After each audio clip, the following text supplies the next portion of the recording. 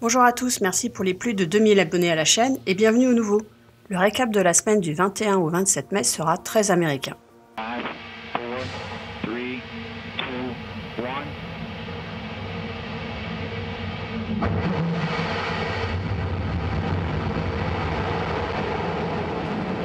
On commence le 21 mai avec le décollage du cargo Sinus OA9 à bord d'une fusée Antares depuis la base NASA de Wallops en Virginie.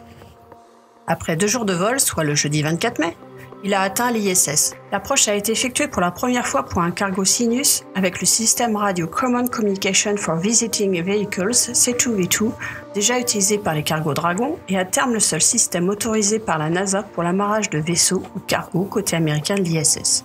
Il a été attrapé avec le bras robotique Canadarm, puis a ensuite été conduit à son port d'amarrage du côté Nadir vers la Terre du modèle Unity de la station. Le cargo amène environ 3400 kg de fournitures et d'équipements scientifiques à bord de l'ISS, dont plusieurs expériences scientifiques. J'en détaille quelques-unes dans l'article de mon blog. 9 CubeSats sont transportés dans le module pressurisé PCM du cargo. Le PCM est construit par Thales Alenia Space en Italie et seront déployés à partir de l'ISS dans les semaines à venir. 6 CubeSats ont été chargés dans un mécanisme de déploiement externe d'Anorax. Ils seront lancés dans l'espace à partir du cargo après son départ de l'ISS. Le cargo restera attaché à l'ISS pendant environ 7 semaines avant de partir avec près de 3200 kg de ses poubelles. Il finira consumé dans l'atmosphère terrestre. 6, 5, 4, 3, 2, 1.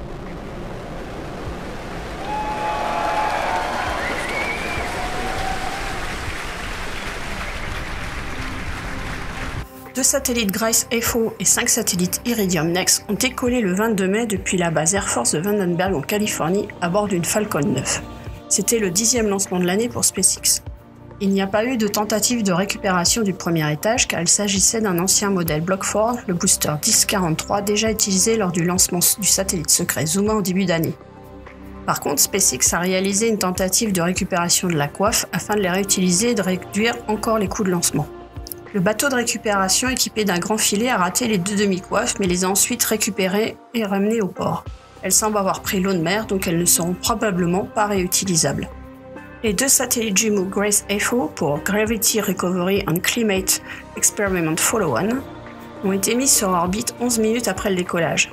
Grace FO est un projet commun entre la NASA et le Centre de recherche allemand pour les géosciences. Une fois sur leur orbite polaire opérationnelle à environ 490 km d'altitude, les 2 satellites seront séparés de 220 km pour une mission d'au moins 5 ans.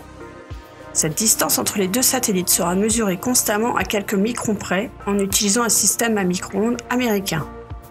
Dans un même temps, un accéléromètre sensible construit à l'ONERA en France rendra compte des effets non gravitationnels tels que la traînée atmosphérique et le rayonnement solaire. Les données seront utilisées pour suivre le mouvement de l'eau liquide, de la glace et des masses terrestres en créant des cartes mensuelles des changements dans le champ gravitationnel de la Terre. Dans le blog, vous trouverez d'autres détails sur la mission et aussi une petite vidéo explicative du fonctionnement. Les 5 satellites Iridium NEXT rejoindront les autres satellites de la constellation de télécommunications de 2e génération d'Iridium Communication, soit 55 satellites en opération sur 77 prévus, à une altitude de 785 km.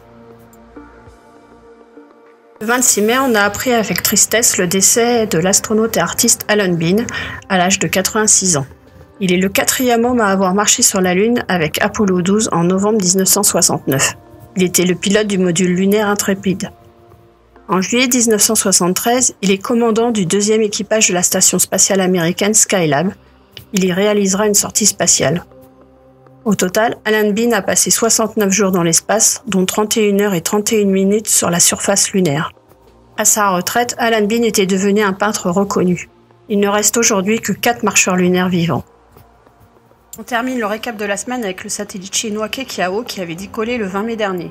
Vendredi 25 mai, il a effectué un survol de la Lune passant au plus près à environ 100 km de la surface lunaire pour se ralentir et rentrer sur une orbite de transfert vers sa destination finale, le 2e point Lagrange Terre-Lune. Il servira de relais de communication entre la Terre et un atterrisseur et un rover que la Chine a l'intention de lancer sur la face cachée de la Lune en fin d'année.